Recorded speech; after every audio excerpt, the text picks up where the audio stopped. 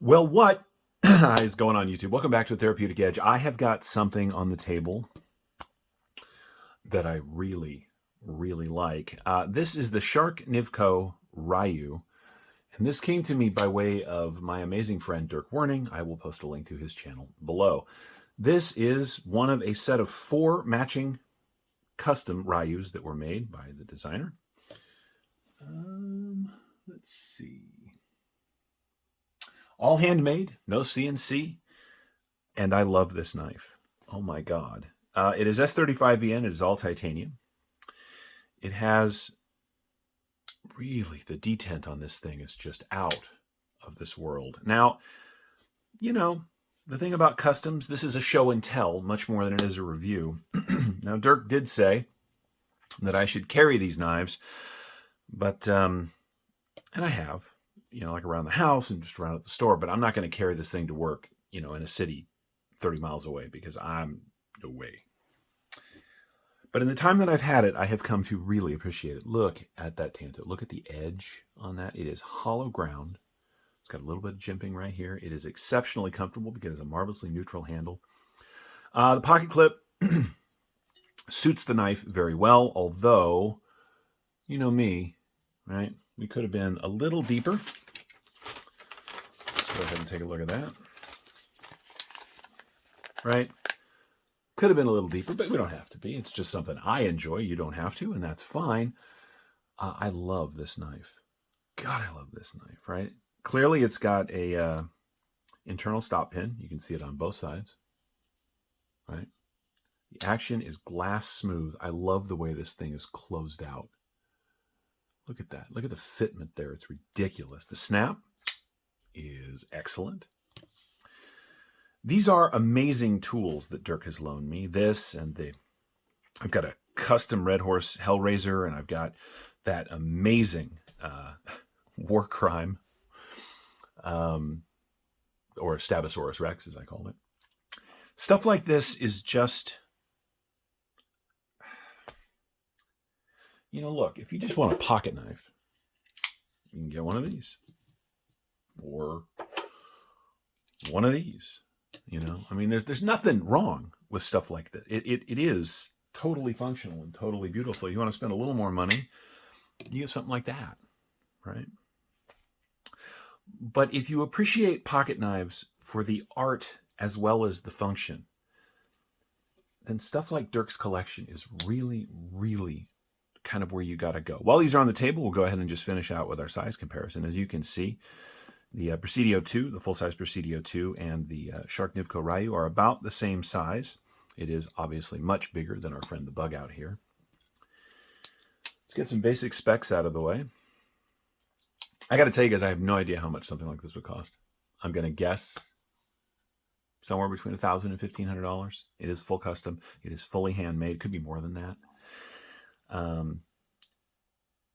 I love, and I said this in the War Crime video, I love that stuff like this is out there. It pushes the boundaries of what is possible. Hang on just a second. I can see that my mat is irritatingly crooked. There we go.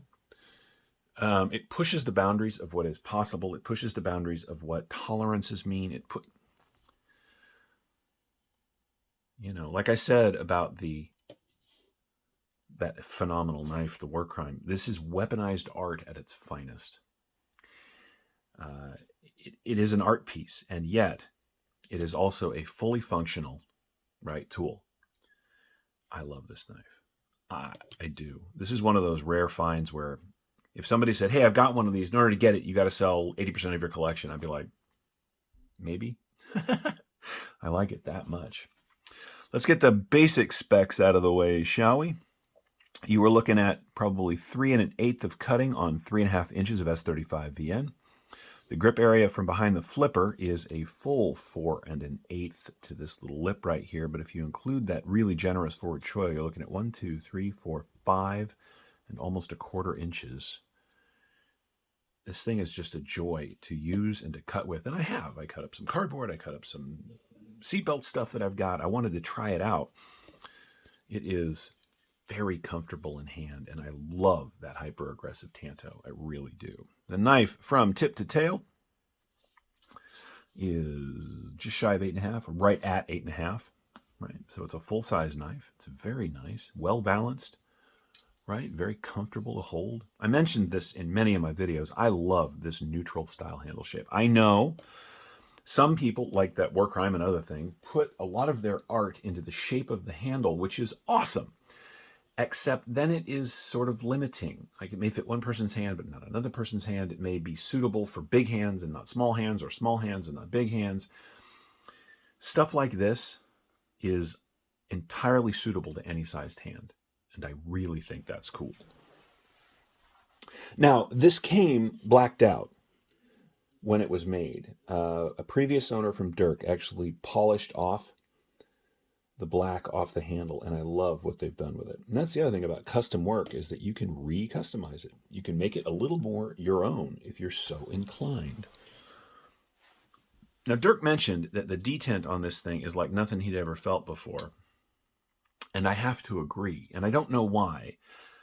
But I'm going to guess that it is the way that the knife interfaces with this stop pin setup. Because it's got a feel to it. Like, I don't know how to explain it other than when this knife was put together, a lot of thought went into that piece alone. Now, there are some things that I think are a little, for instance, the milling for the pins is really close to the pivot, which means there's a tiny little bit of titanium right here. Tiny little bit of titanium right there. Would that be a problem? Well, I don't know. It depends on how many times you take the knife apart. But it is... No, I mean, I tell you what, when the folks at Sharknivko were making this knife, they were very brave. Because I would have, you know what I mean? Anyway. I want something like this in my collection. I really do. I've got, reach over the table here. Oh, as I bump the camera, because apparently that's what I'm going to do. Sorry about that. There we go. Similarly shaped, right? Similar aggressive Tanto. But I'll tell you, you can really feel the difference between a $160 knife and whatever the hell this thing is. Also, my poor damn design knife, I used it a couple of times and I took some of the acid washing off, which bums me out. If I can find a link to this, I'll find a link to Sharknivko and I'll post it in the description if you guys are interested in this thing. It really is an amazing tool. Edge to edge, we are looking at just under a 1/2 inch, right? There is no thickest point because it is slab-sided. The closed profile on this beautiful knife is just 5 inches, right? 1, 2, 3, 4, 5. Man, this thing is really good. And of course, in the pocket, it does have a bit of a flipper, right? But even if we take that into account, we're looking at 1.25 inches at its thickest. For this much blade, that's all right with me. And, okay, I get it. This is a short video, but really this is more of a show and tell than it is a full review. This is the Sharknivko Ryu. It is simply one of the nicest knives I've ever had on the table here, and I'm very grateful to Dirk Warning for the opportunity to look at it, and a little mad, too, because I'm not going to have something like this anytime soon. But that's okay. The opportunity was gratefully accepted. I am very glad to have had a chance to check it out. And to have a friend like Dirk that's willing to say, here's some really cool stuff, check it out, with patience and understanding for how long all this can take to get onto the camera. If you haven't checked out Dirk's channel yet, please go do so. I know most of you have, but for those of you that haven't, please go do that. In the meantime, I am going to continue to enjoy this phenomenal piece of art and this marvelous working tool all in one package. Once again, thank you, Dirk, so much. This has been the Sharknivko Ryu. I am simply green with envy. And that's where we're going to leave it. You guys have a great rest of your day.